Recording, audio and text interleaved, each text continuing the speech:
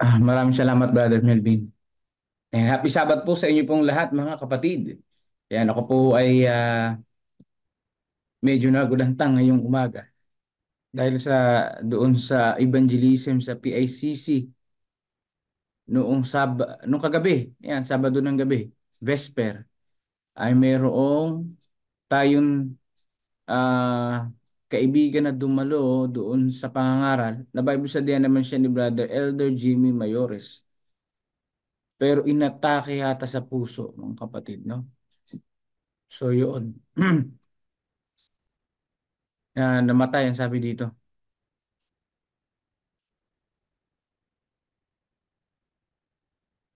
So namatay doon ni-revive siya,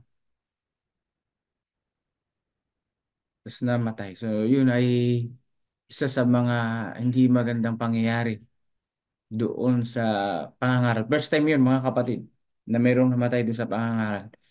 Inatake sa puso. So ni-revive siya, kaya lang hindi na kinaya. So ano siya, Bible interest.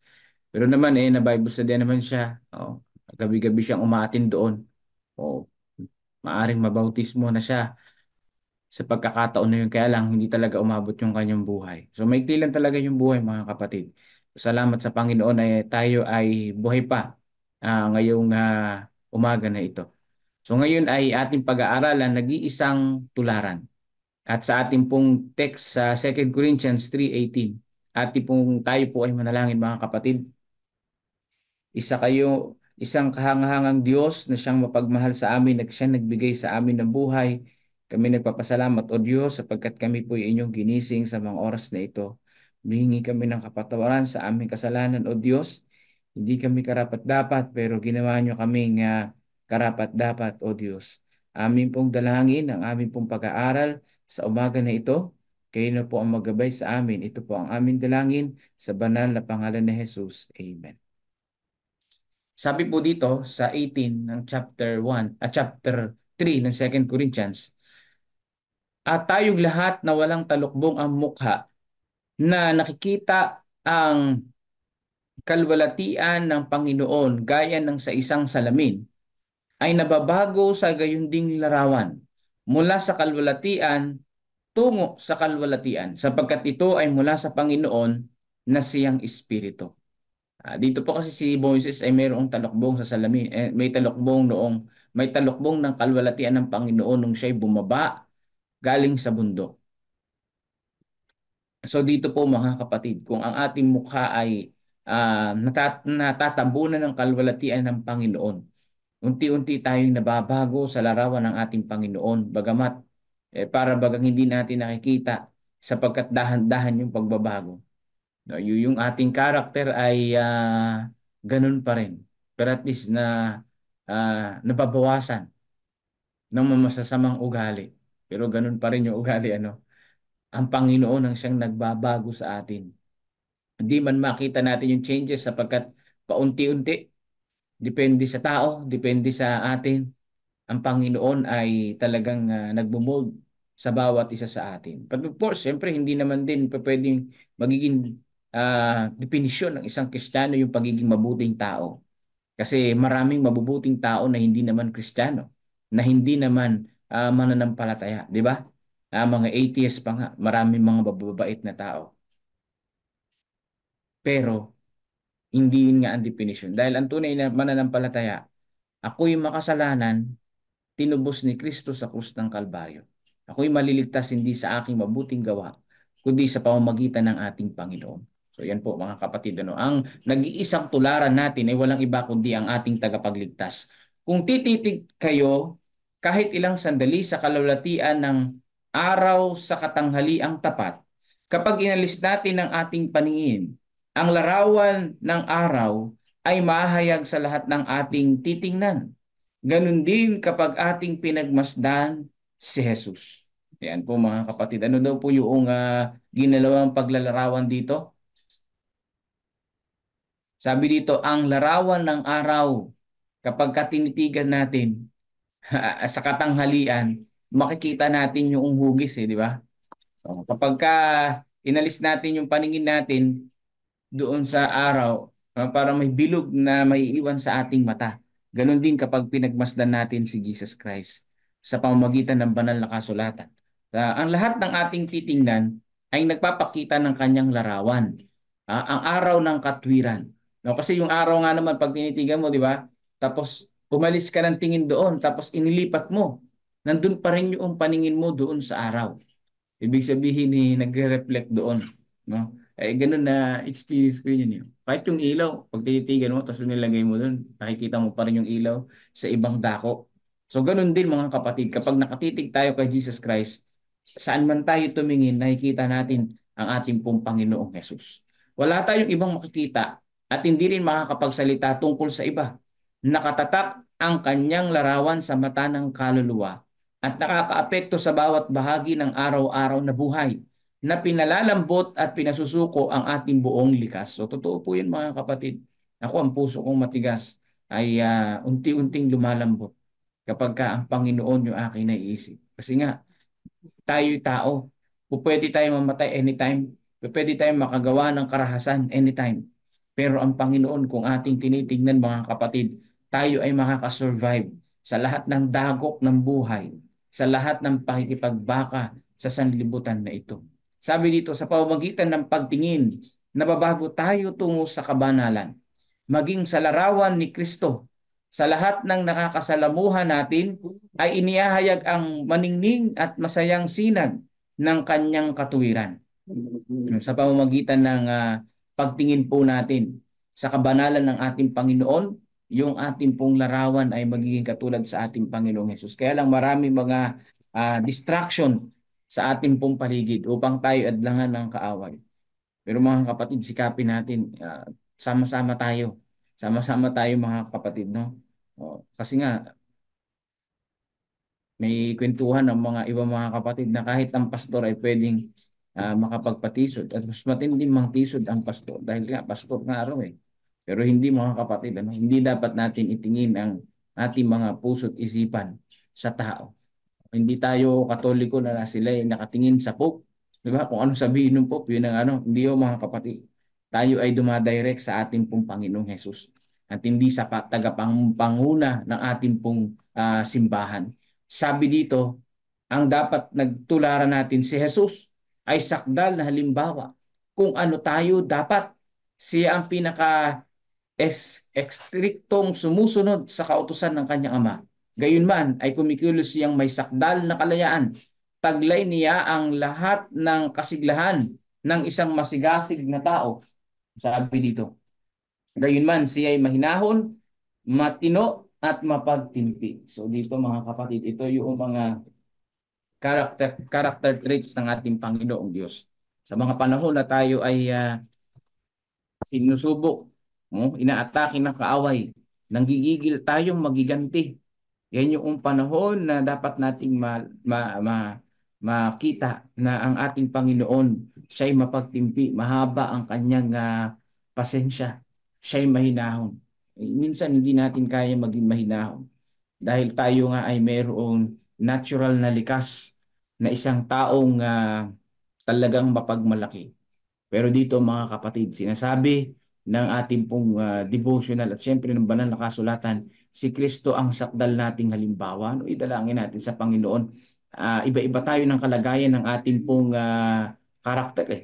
May iba-iba tayo mga attitude mga kapatid. May iba-iba tayong pag-uugali.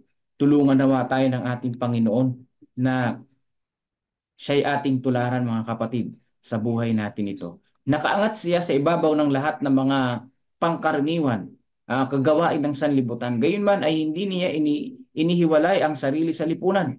Kumain siya kasama ng mga publikano at mga makasalanan.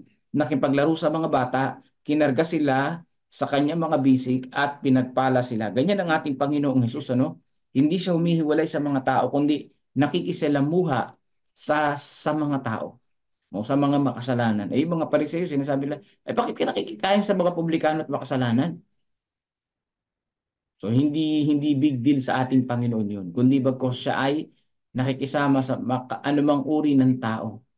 Pero ngayon alangan naman pag kami nag-iinom, makipag-inuman ka rin. So hindi ganoon ang ating Panginoon, ano? Walang ganoon sa banal na kasulatan. Kasi nga naman pagka umupo ka doon sa nagiinuman, ay para ka na rin nagiinom doon. Pero siyempre, kung mga kaibigan mo at mabuti naman ang hangarin mo, edi well and good, di ba? Pero siyempre, alak yan, no? Alcohol yan. Hindi naman nakakaintindi na yung mga lulong na sa alak, di ba? O doon lang sa sinasabi ng banal na kasulatan, doon lang tayo susunod. Kumain siya kasama ng mga publikano o ng makasalanan. So wala sinabi doon na kapag ka naglalasing doon ka rin. O, hindi ganun mga kapatid. Ibig sabihin, nakikipag-friends ang ating pong Panginoon kahit hanggang sa maliliit na mga bata. Sabi dito, biniyayaan niya ang mga kasalanan ng kanyang presensya. Lumuha siya sa libingan ni Lazaro. Mapagmahal siya ng maganda at sa kalikasan at gumamit ng mga liryo para ilarawan ang halaga ng likas ng kapayapaan sa paningin ng Diyos. Higit sa artipisyal na pagpapakita. So dito po mga kapatid ko, no, si Lazaro, noong namatay si Jesus Christ ay umiyak. Pero pagka tinignan natin mabuti ang banal na kasulatan, umiyak siya dahil marami ang mga tao na nakapaligid sa kanya na hindi mananampalataya, na hindi nananampalataya sa kanya. No? Hindi mananampalataya sa kanya, ay hindi niya kayang buhayin. Mabuti pa si Lazaro, nananampalataya sa ating Panginoon. Kahit patay ay kaya niya pang buhayin dahil nananampalataya sa kanya. So ang iniyakan niya yung mga taong nakapaligid na hindi nananalig sa kanya. Ginamit niya ang mga trabaho ng mga magsasaka para ilarawan ang malalim na mga katotohanan. So ang ating Panginoon kapag nangangaral, kung sino yung kaharap niya mga kapatid, yun yung ginagamit niyang paglalarawan. Yan. Kung kaharap niya magsasaka, edi ang kanyang paglalarawan ay tungkol sa pagsasaka. Kapag ka ang kanyang kaharap ay mga worker sa building, so ang ginagamit niya ay illustration tungkol sa building. Pagka-engineer o architect, yan ang ginagamit niya. Kaya nga, meron siyang isang quote sa John, ang nagtatayo ng bahay, kinukwenta niya muna ang magagastos sa kabuuan bago siya magpagawa. So, ganyan mayroong talata niyan sa banal na kasulatan. Kasi yung kausap niya, yung mga nagtatayo ng bahay. Di ba sa Mateo? Ang sabi doon, no? Ang mga nagtatayo ng bahay sa ibabaw ng bato, kay pagka dumating ang agos, hindi ito maanod. Pero yung mga nagtatayo ng bahay sa buhanginan, kapag ka dumating ang agos, ito'y mawawash out. So dito po mga kapatid, ginamit ng ating Panginoon ang trabaho ng magsasaka. No, gumamit siya ng mga binhi na kumakatawan sa salita ng ating Panginoong Diyos. Kapag ka ito'y napunta sa puso, ito'y lumalago at ito'y handa ng anihin sa kanyang muling pagbabalik. Yan po mga kapatid ang sinasabi ng banal na kasulatan tungkol sa ating Panginoon. Hindi bumababa ang kanyang sigasig sa bugso ng damdamin o ang kanyang katatagan sa katigasan ng ulo. Hindi nahahaluan ng kahinaan ang kanyang kabaitan o ang kanyang simpatya ng pagka-madamdamin. O dito po ang ating Panginoon sa kanyang paglilingkod, sa kanyang pagmiministry, no, hindi nahaluan ng damdamin yung kanyang pagmiministry. Ibig sabihin, ang Panginoon hindi siya nagagalit o napupuot doon sa mga nagpapako sa kanya sa krus. Bagkus ang sinabi niya, Panginoon, patawarin niyo po sila sapagkat hindi nila alam ang kanilang ginagawa. No, ang ating Panginoon na hindi naggiganti sa mga taong gumawa sa kanya ng masama. Bagkus ang ating Panginoong Hesus ay handang magpatawad. So yan po ang dapat nating tularan. Bagamat meron tayo nakakasamaan ng loob, ang pinakamahalaga mga kapatid, maging payapa yung puso natin na tayo ay magkaroon, marunong tayo magpatawad. Ano man ang naranasan nating kaguluhan o pakikipag-away dun sa isang tao, lalo na sa ating mahal sa buhay. Ang pinaka number one, ang pinakababigat nating nakakaaway, yung mahal natin sa buhay. Di ba? Kung kamag-anak mo, grabe ang away kapag kamag-anak. Meron pa nga nagpapatay na kamag-anak. O ganun po mga kapatid, no? Maganda na tayo ay mayroong pusong mapagpatawad katulad sa ating pong Panginoong Hesus. Kanyang sinamahan ng pagiging inosente at kapayakan ng isang bata ng lakas ng lalaki. Ang debosyon sa Diyos na nangangailangan ng kanyang buong lakas ng malumanay na pag-ibig para sa tao. Nagtataglay siya ng karangalan ng pinuno na sinamahan ng umaakit na biyaya ng kapakumbabaan. So dito po mga kapatid ko, no, ito number one na gusto kong makuha, yung pagiging mapagkumbaba. Ayan. Kasi nga ako, lalo na kapag sa doktrina, oh, gusto ko ma-prove na ako ay tama at siya ay mali. So which is, ang gusto ng Panginoon ay maipakilala ang ating pong tagapagligtas. Di ba? Maipakilala ang ating tagapagligtas sa pamamagitan ng malumanay na pagsasalita. Ako, hindi ako malumanay na nagsasalita. Talagang ako mataas ang boses ko. Pero hindi ako galit mga kapatid. You know? Mataas ang boses ko lalo na kung magpapaliwanag sa salita ng ating pong Panginoong Diyos. So kinakailangan ito dahil ang ating Panginoon kapag ka nangangaral siya, malumanay, ano? Malumanay ang ating Panginoon. Kapag may nagtatanong sa kanya at dinidebate siya, binabalikan niya din ng tanong, no? Yung tao yung pinaiisip niya na nagtanong. Sila rin yung nakakakuha ng sagot. So ganyan ang ating Panginoon ng mga aral. Magandang makuha yun, kaya napakahirap lang talaga. Mahirap lang talagang magaya itong ginagawa ng ating Panginoong Hesus. Pero kailangan natin ng dagdag pang panalangin. Yan, sa pagkakataon na ito. Oh, nagpapakita siya ng hindi sumusukong katatagan na may kahinayan. Oh, yung pong hindi sumusukong katatagan. Oh, matatag ang ating Panginoon. Mayroong kahinayan. Ibig sabihin, malumanay. Mabuhay nawa tayong may malapit na ugnayan sa sakdal at walang kapintasang karakter na ito. Wala tayong susundan na 6 na halimbawa o 5, mayroon lamang tayong isa at iyon si Kristo Jesus. So kung may mga collection po kayo ng mga picture ng mga artista, o yung ibang mga kabataan may mga sa kanilang wall, sa kanilang kwarto may mga picture ng mga artista, yung ibang mga Korean photos na nakalagay doon. O sino mang iniidolo natin mga presidente nakalagay diyan sa ating tahanan o sino mang mga individual. Mga kapatid, wala tayong ibang pwedeng tularan kundi ang ating pong Panginoong Hesus. O nag-iisa lang ang ating pong Panginoong Hesus na ating susundan. Mahirap man dahil tayo ay ang likas natin ngayon ay makasalanan, no? Dahil nagkasala nga tayo. Pero sa tulong ng Panginoon magagawa natin ito paunti-unti. Wag lang tayong i-distract ng kaaway, di ba? Mahirap kapag na-distract ka ng kaaway, eh. Yung focus mo sa paglilingkod, mawawala. Kailangan talaga panalangin, panalangin mga kapatid, no? Kapag ka ikaw ay mayroong ang isang pastor talagang nanalangin siya, nagkagulo, pumunta siya sa CR. Sabi niya, Panginoon, tulungan niyo po ako. Pigilan niyo po ang aking bugso ng damdamin. Dahil ang sunod nito ay kasalanan na. Kasi nga, siyempre, kapag bubugso yung damdamin niya, talagang bibira siya. No? Ang kailangan natin mapigilan yung damdamin talaga natin. Kahirap mapigilan kapag ka nandun ka na sa rurok ng galit, sa rurok ng talagang matindi. Parang manginginig ka na. Gusto mo nang manakit. Pero tulungan nawa tayo ng Panginoon na makapagtimpi, no? Na hindi tayo makapanakit ng tao dahil lang sa bugso ng ating damdamin.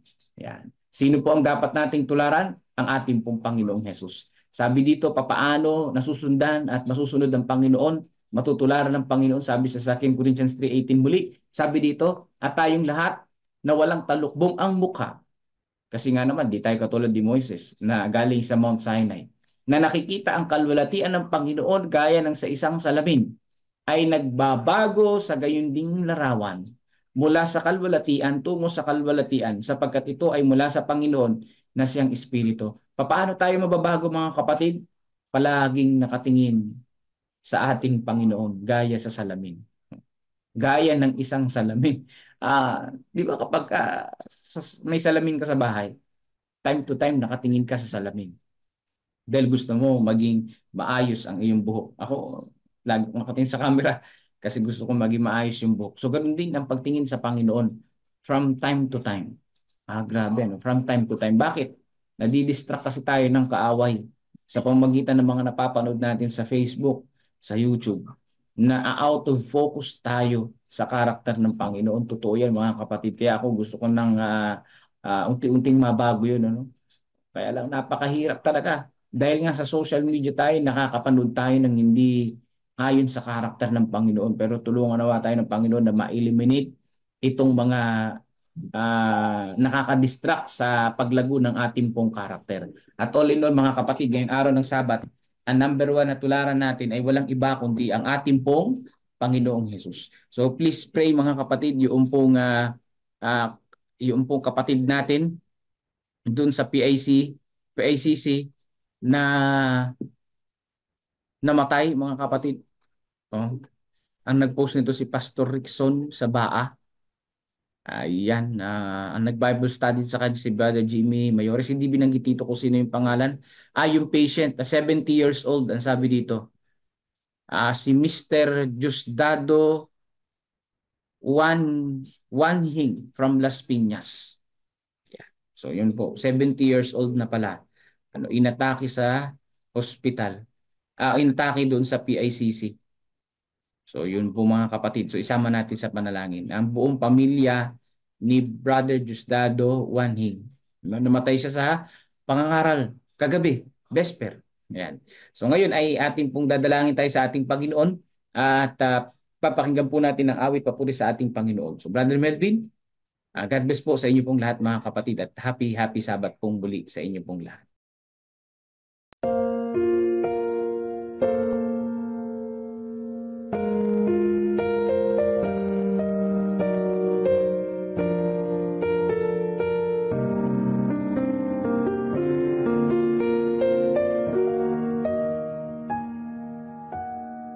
When the night is long, He's the dawn, light that never fails. The other hope is gone. He's the balm for every want, for every sorrow, great or small. He is my strength, He is my song, He is my own.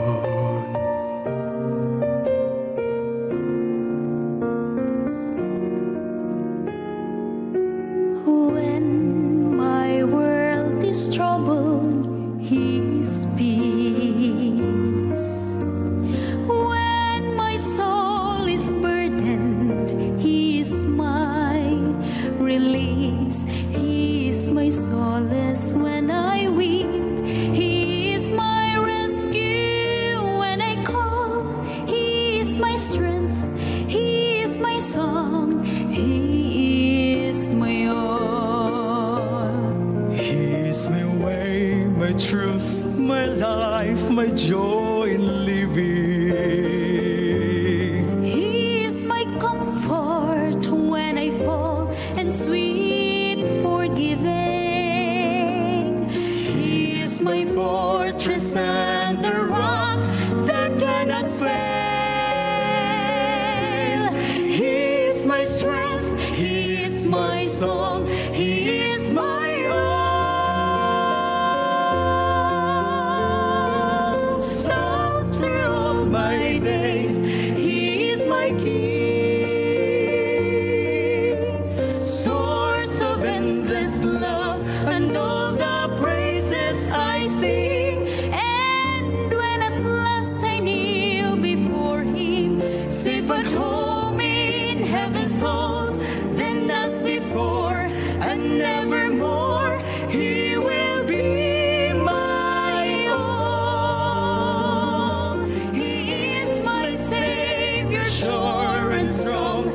He is the light that leads me on. He is my strength, He is my song.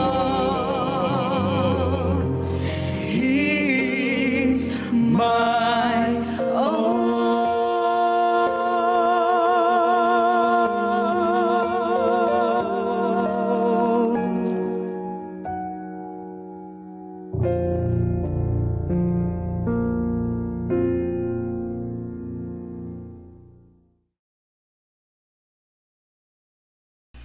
Happy Sabbath po mga kapatid. He is my all. Dapat yan ang ating mga laging panata, no? Si Jesus lamang ang lahat para sa akin, ano po. So salamat sa magandang awit na yan, ano po. Salamat din Pastor sa magandang mensahe sa umaga na ito. At patuloy tayong ginabayan sa umaga na ito, no? Nag-iisang tularan ang aking nakita dito ay yung tungkol sa ginamit na illustration tungkol sa araw, ano? Yan. Kapag tumingin tayo sa araw, may ilang segundo lang, kahit mga 5 seconds na tumingin tayo sa medyo ilis natin ng konti mata, nakikita pa rin natin yung simbolo ng yung itsura ng araw na liwanag, ano? So ganyan dapat din pag tumingin tayo kay Jesus. Kahit tumingin ulit tayo sa kaliwa, sa kanan, sa likod, nandun pa rin yung si Jesus, ano? Dahil ba siya ay ating tinitingnan. Kaya lang may problema, no? Ang likas ng mga tao ay mas gusto nating tumingin sa, halimbawa, nakita natin yung pagkakamali. Pag sa pagkakamali tayo napatingin, talaga mapagawa natin yung mga pagkakamali. Isa pa, ang lagi natin tinitingnan ay yung problema. Yung problema ang ating tinitingnan, ano? Kaya tuloy na puro problema yung ating nakikita. So dapat pala huwag natin tingnan yung problema at tingnan natin si Jesus, kasi nung panahon niya sa lupa, hindi naman niya inisip yung mga problema, no? Kahit nga nung siya ay hinuli na, hindi naman siya pumiglas, hindi siya natakot. Hindi niya tinignan yung problema paparating, ano? Lalo pa ito na yung ating mga pinagdaraanan sa buhay. Pag tinignan natin yan, iniisip kasi natin yung future, iniisip natin yung bukas, yung isang buwan, isang linggo, isang taon. Nako, dapat huwag natin tingnan yun. Tingnan natin yung ngayon. At si Jesus ay kasama natin ngayon. So yun, tunay na tayo ay magtatagumpay ngayong araw na ito. Ganun lang, ano? One day at a time. Yun ang tunay na isang magandang titignan natin, one day at a time, ano? Panalangin para sa lahat na may sakit na igawad na ang kagalingan. Gayon din sa naway walang fracture ang buto ko sa tadyang. Gayon din na naway walang fracture na aksidente yata si Nanay Fina. Sige po, sama natin si Nanay Fina, ano po.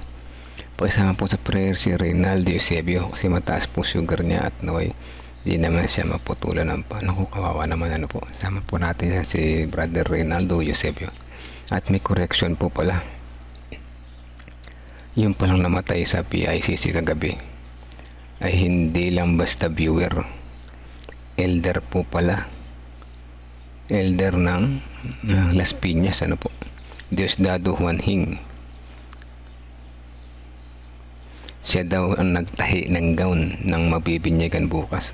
Si elder na nagtahi ng gown, ano, bukas. At binabible study niya daw si Brother Jimmy Mayores. So siya pala yung nagbabible study kay Brother Jimmy. So medyo nagkaroon ng misunderstanding noong una, pero malinaw na elder pala, ano po, elder, 70 years old na. So yun ang nangyari kagabi, ano po. Kaya mga kapatid, ang buhay natin ay puro pasulong. Puro pasulong. Ang araw ay moving forward. Sabado, Linggo, Lunes, wala pong patras, ano po. Kaya napaka-importante na bawat sandali, bawat minuto, bawat oras, nag-iisang tularan yung ating titingnan si Jesus, ano. Huwag natin isipin yung matagal pa, bukas. Huwag natin isipin yung sa isang linggo, isang taon.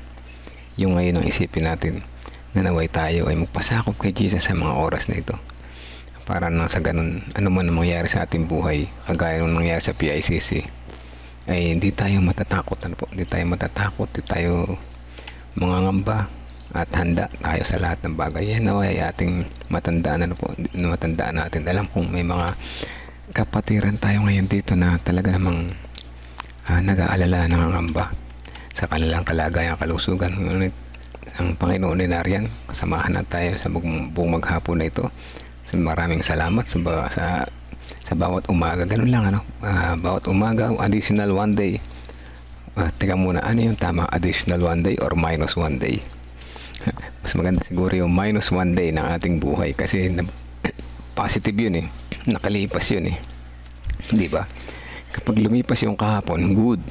Bukas mali natin kung darating pa, di ba? Who knows? Ganun yun, ano? Bawat araw pasalamatan natin, ano? So ayan, salamat po, Pastor. At salamat sa mensahe na may nag-iisang tularan, huwag nang titingin sa kung sino-sino pa. Usually nakikita kasi natin yung ibang problema, kaya tingnan natin yung nag-iisang tularan, si Jesus, ang tanging tagapagligtas natin. Let's pray po.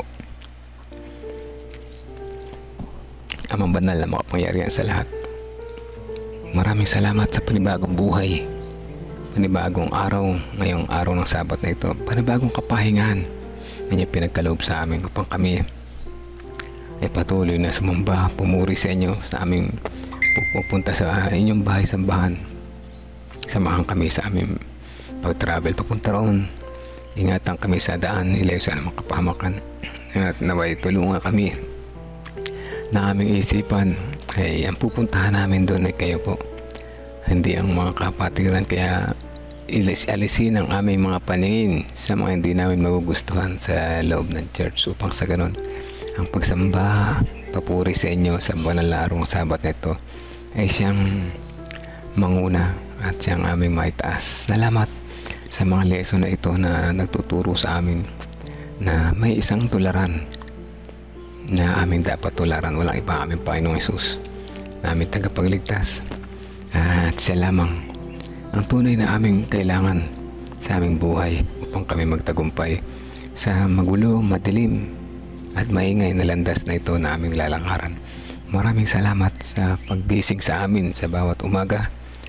Salamat sa panibagong buhay at pag-asa na nabibigay sa amin, at gayon din sa salamat sa lahat ng mga pinibigay niyo sa aming pagkakataon na kami ay mabago ang aming karakter. Tunay na ramdam po namin ang inyong pagmamahal. Sa pagpapatuloy na nais namin isama sa panalangin ang family ni Elder Diosdado Wanghing na siya ay inatake kagabi doon sa CLC, at alam namin na ang masipag na elder na ito ay inyong lingkod, at kaya alam namin na sa kanyang pagpapahinga siya ay muli naming makakasama sa inyong ikalawang pagbabalik. At ngayon din namin dinadalangin kanyang buong pamilya, comfort ang kanilang pangailangan sa mga oras na ito sa agarang pagpapahinga ng kanilang mahal sa buhay. Alam namin na nariyan kayo para sila ay tulungan, ipagkaloob sa kanilang mga pangailangan, at higit sa lahat ang kanilang mga puso at isipan ay hindi mabuliglig ng isang nakagugulat na pangyayaring ito. Amin din pinasama sa panalangin si Nanay Fina Reco Hermoso, naway ang kanyang walang fracture sa kanyang buto sa tadyang, kung ano man ang kanyang pinagdaan ng aksidente ay naway siya po ay maging maayos sa kanyang pagpapacheck up, makita na ito ay maayos lamang. At kayo din namin dalangin ng iba pang mga kapatiran na naghihintay na kagalingan, naway pagpatuloy niyo pong iba galoob sa amin ang kalakasan sa bawat araw, pagaling kami sa aming mga karamdaman. At kayo din si Brother Reynaldo Eusebio na siya po ay mataas ang kanyang sugar level sa mga oras na ito.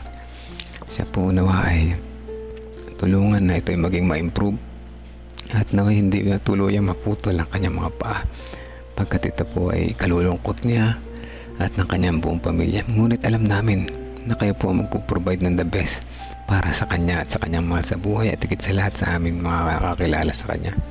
Sa pagpapatuloy nais namin isama sa panalangin mga kapatiran na nakikinig ngayon. Kami po ay samahan sa maghapon na ito, naway maalis ang aming atensyon sa makamundong bagay, bagkus makatuon lamang sa inyo, papuri at pasalamat at pagsamba sa banal na araw ng Sabat na ito. Samahan kami na sa buong maghapon ay maalis kami sa aming atensyon sa mga tukso na kung saan mawala ang aming atensyon sa inyo sa banal na araw ng Sabat na ito. Dalangin din namin sa umaga na ito ang mga pamilya na nakikinig ngayon na good health na aming dalangin sa bawat isa. Sama namin sina Ana Rosbel Tolentino, siya po ay may karamdaman pang kalusugan sa mga panahon na ito. Patuloy namin siyang sinasama sa panalangin. Alam namin na kung kami magtitiwala sa inyo, ang mga karamdaman na ito ay magiging baliwala sa bawat araw na darating. Ay nagpapasalamat na kami agad sa binibigay niyo sa aming pag-asa. Ngayon alam namin na kayo magbibigay ng the best para sa amin, na may pagkaloob niyo po sa kay Sister Ana Rosbel Tolentino ang the best para sa kanya, para sa kanyang mahal sa buhay. At higit sa lahat, matutuwa kami sa isang kagalingan ng pangkalusugan, pangkatawan at higit sa lahat, pang-spiritual din naman. Ganyan din sina ang good health sa family at mga anak ni Sister Medin Peligro Cotao na si Hara and Cory. Ganyan din sina Ate Milen, ang kanyang mga anak at ang kanyang mga apo. Kalusugan din ang aming dalangin kina Sister Rose Cris Encarnado, Dang de la Cruz at sa lahat ng mga naririto ngayon.